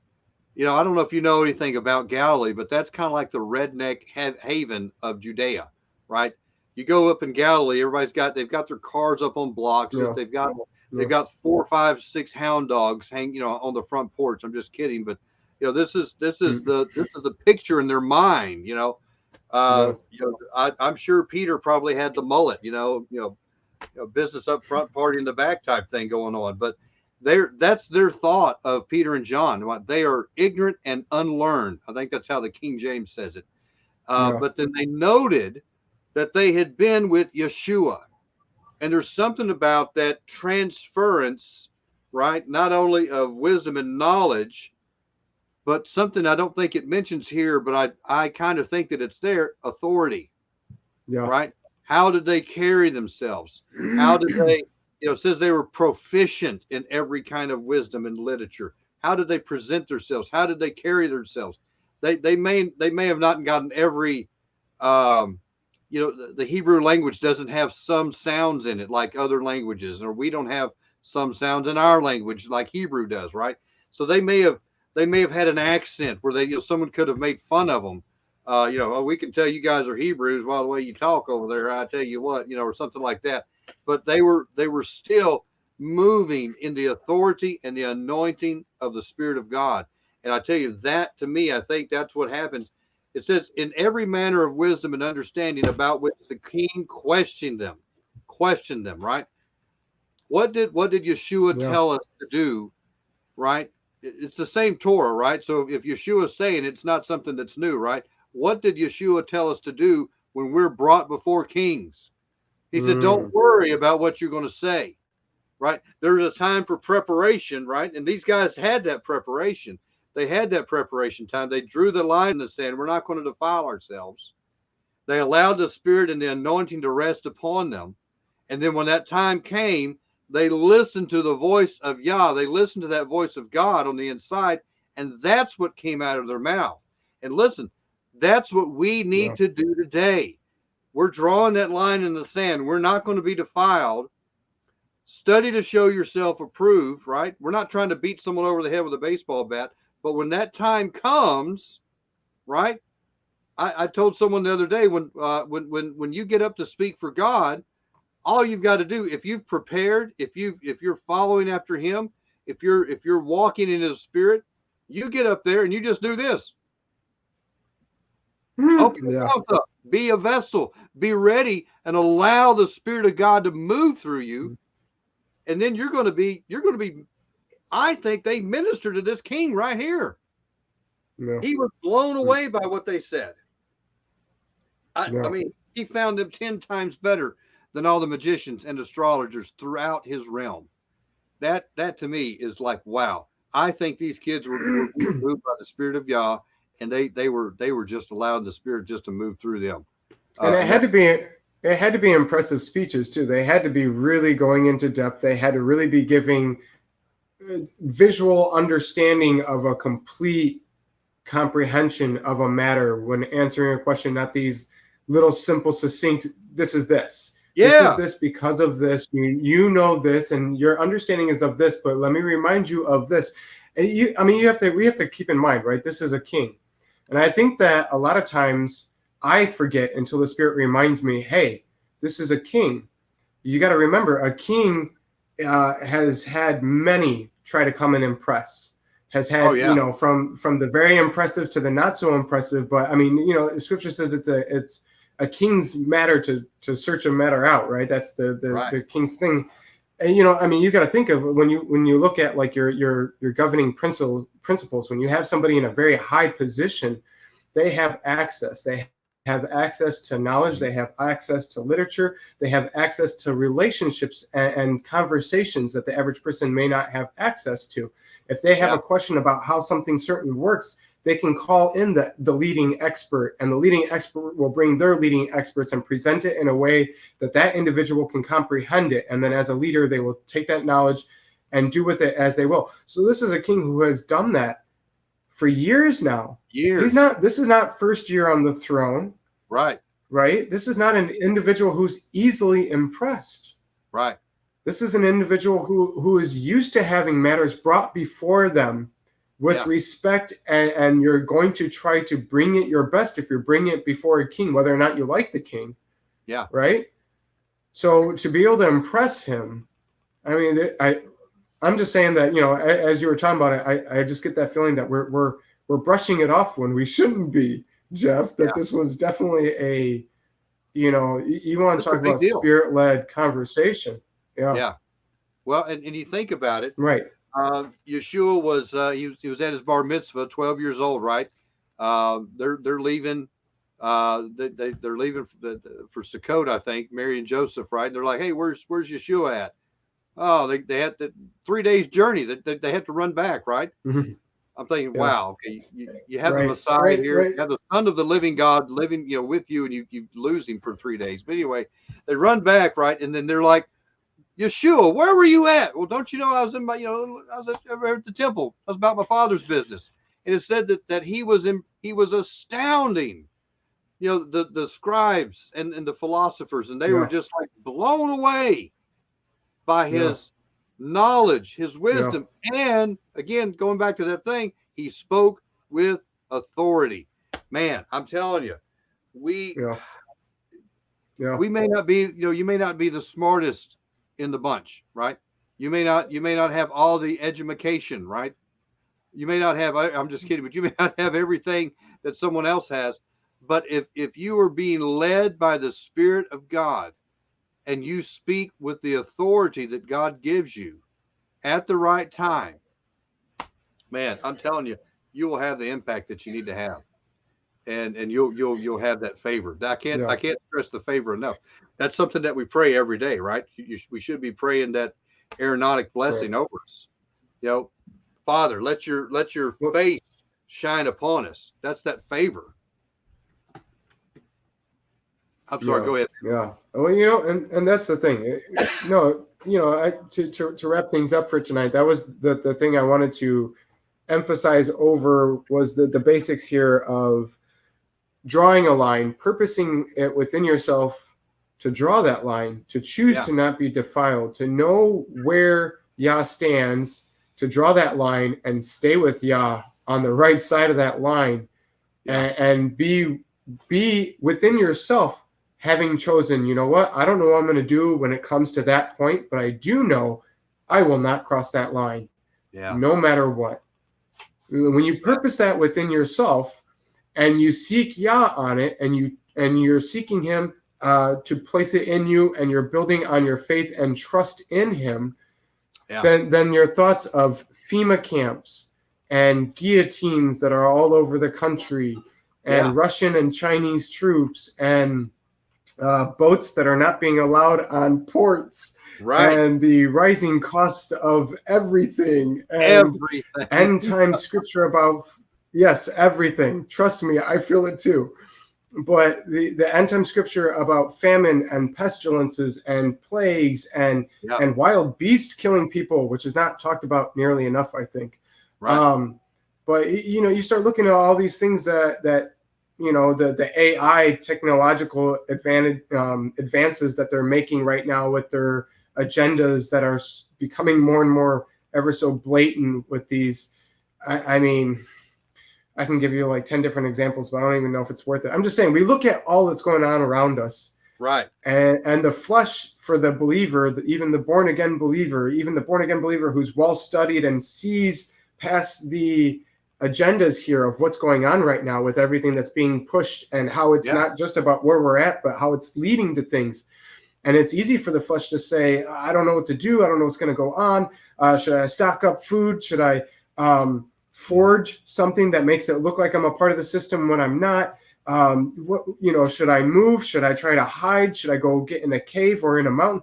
There's all kinds of things that the flesh is getting poked at within the body right now. And I see it. I see it in my news feed. I see it anytime I get an invite to go to a page or a group. I see it in chats when I'm watching people's videos, whether it's the minister or the listener or both or whatever.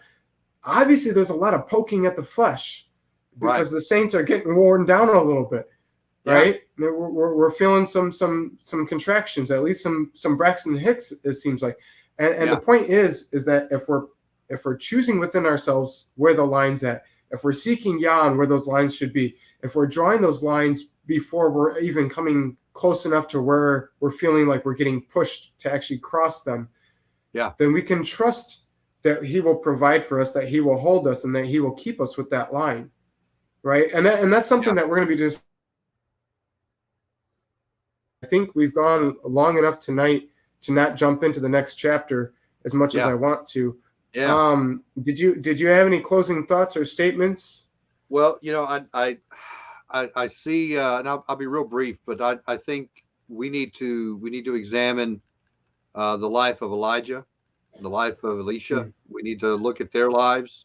We need to look at all the supernatural ways that God has provided for His people, and even myself, I'm guilty of this. This is Jeff Brennan. I've messed up in this area myself. I get my eyes just like Peter on the waves, and we see what's going on with the world, and we start taking our eyes off Yeshua, and we start sinking. If you start feeling water around your ankles or your knees, you need to wake up. That's a wake up moment. Get your eyes back on Yeshua. Get your eyes back on the prize of the high calling, right? And press in and strain in and know that no matter what, God is in control. Whether that's a grace for us to live, right? Supernaturally being provided manna coming down from heaven, having a raven.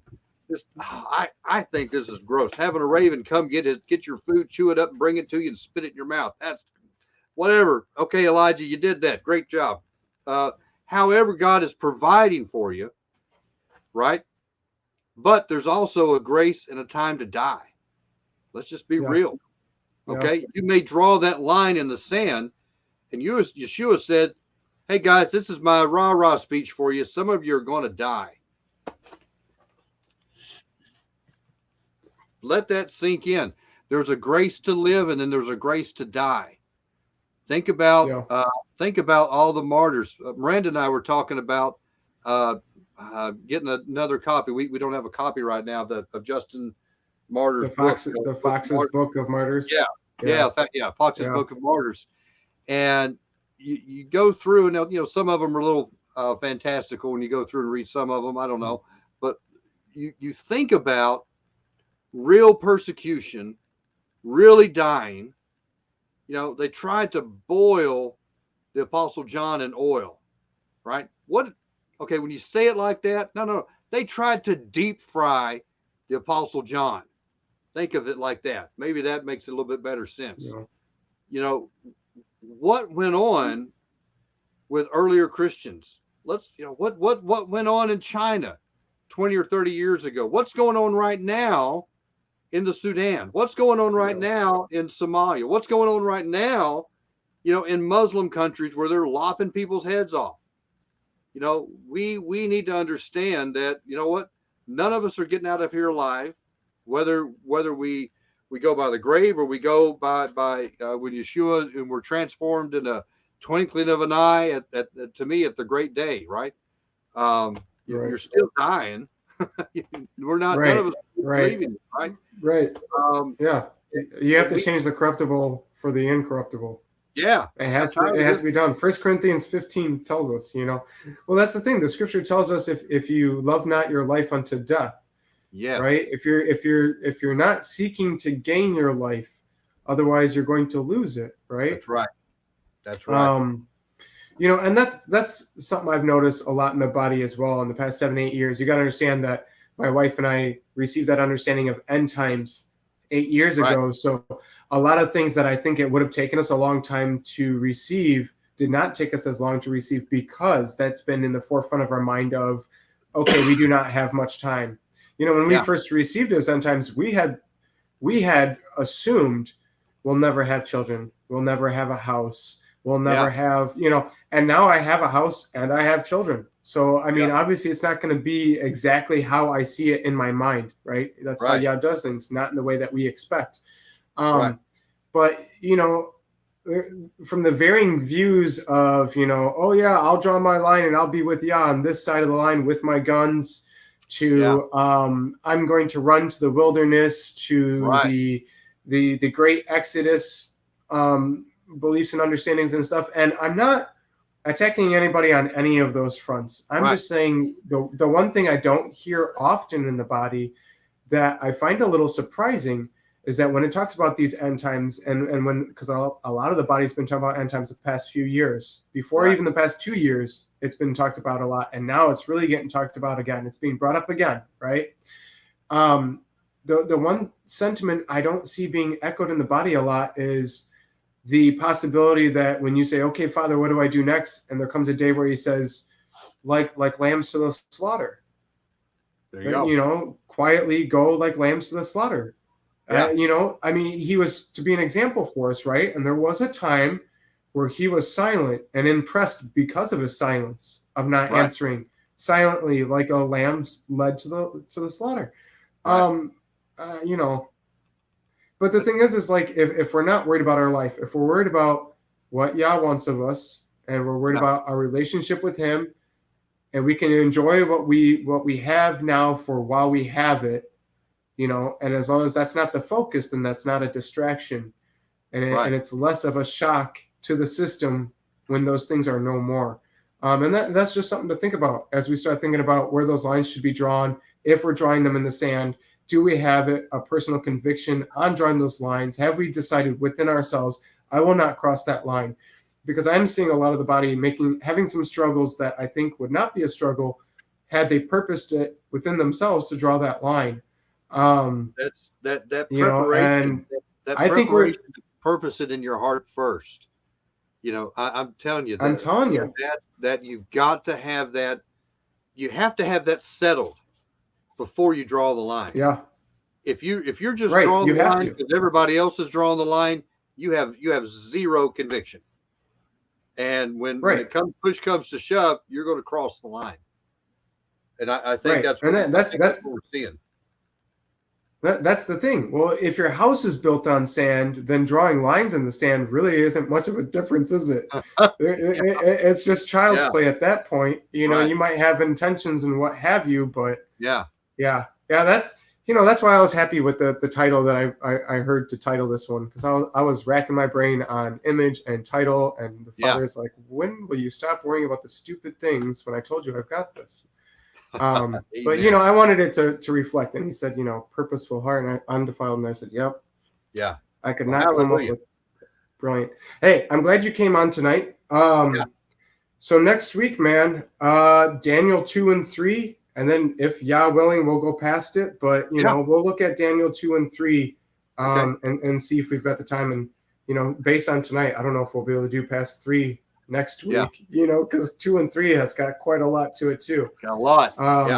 But thanks for joining me tonight. Amen. I don't have my thanks for having me outro back song. on.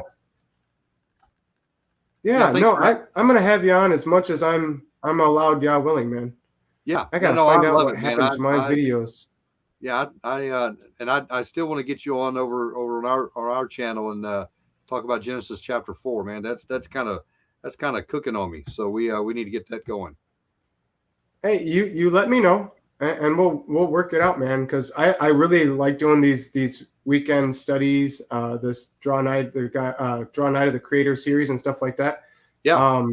But once a week, man, if I can add something to the week, at least here and there, I will gladly do it. It keeps me going. I really enjoy these type of discussions and stuff.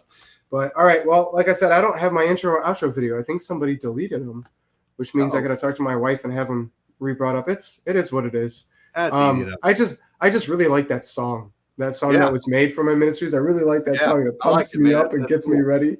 Yeah. But all right. Well, let's see. I don't think we're missing anything. All right. Thank you for joining tonight. Anybody else who joins afterwards, this is Jeff Brennan. I put the links in the description, I believe, and if not, I'll go back and make sure I put them in there. I know I did on Facebook, but go check them out if you haven't. Way Remnant Ministries, right? That's what it's called. The Way. Yeah, the Way I want to Remnant. make sure the Way Remnant. You go look them. They got them on Facebook. They got YouTube. They've got Coming to Torah testimonies. If you haven't checked into it, it's neat. My mother-in-law watched your thing this morning with Clint. Is that right? Terry and she Clinton, said that it was an interesting story. Yeah. Clinton. Yeah. Okay. She said she enjoyed it. She said it was an interesting story and she enjoyed it. Every one of them that we're doing just amazing and so much. It's just we're so blessed. It's great. Yeah. And anybody who's listening, who's familiar with Take on the World TV, if you're a Torah person, Jeff and his wife said they will still consider people wanting to talk about their personal coming to Torah. So if you've got a story you want to tell, a testimony on that, go talk to them. Maybe they'll be able to, Yah willing, bring you on sometime and discuss your testimony, because there is power in the word and in testimony. Okay.